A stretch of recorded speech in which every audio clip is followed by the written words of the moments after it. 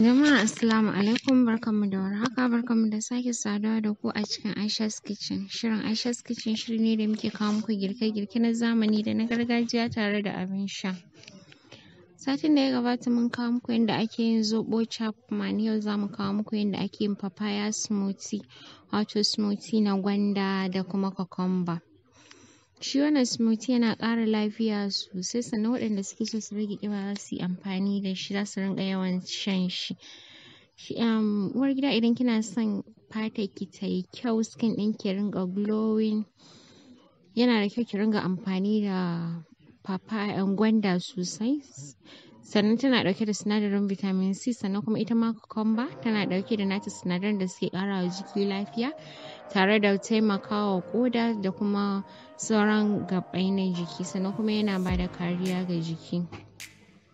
Uwar gida, idan za ki yi papaya smoothie kina buƙatar gwanda, kina buƙatar ƙanƙara, sannan kuma za ki buƙaci flavor.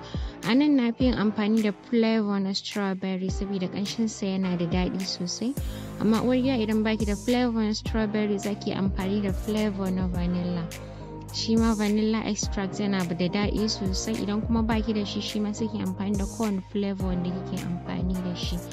Uwar gida, za mu yi amfani da madara kofi ɗaya, sannan za mu yi amfani da cucumber guda ɗaya. Da farko uwar gida, idan kika samu gwandar ki kuma ƙanƙantar ta, yayin da dai kike so za ki yi amfani da ita, ba dole sai tana da yawa ba. Za ki wanke ta, ki ɗauraye ta, sannan sai ki cire wannan fatan na bayan, sannan sai ki cire ƙwallayen, sai ki yanka shi ƙanana, sai ki saka ta a blender, sannan sai ki ɗauko cucumber ki. Ita cucumber idan kin ɗauko ta za ki ɗan zuba ruwan gishiri ki wanke, sannan sai ki sake ɗaurayewa, sai ki yanka ta, ki ɗan gutsira, ki tabbatar ba ta da ɗaci sosai. Sannan sai ki yanka ta, ita ma ba sai kin fere bayan ba, sannan kuma ba sai kin cire 'ya'yanta ba, ita kawai sai ki yanka ta ita ma ƙanana, ki sa a blender, sai ki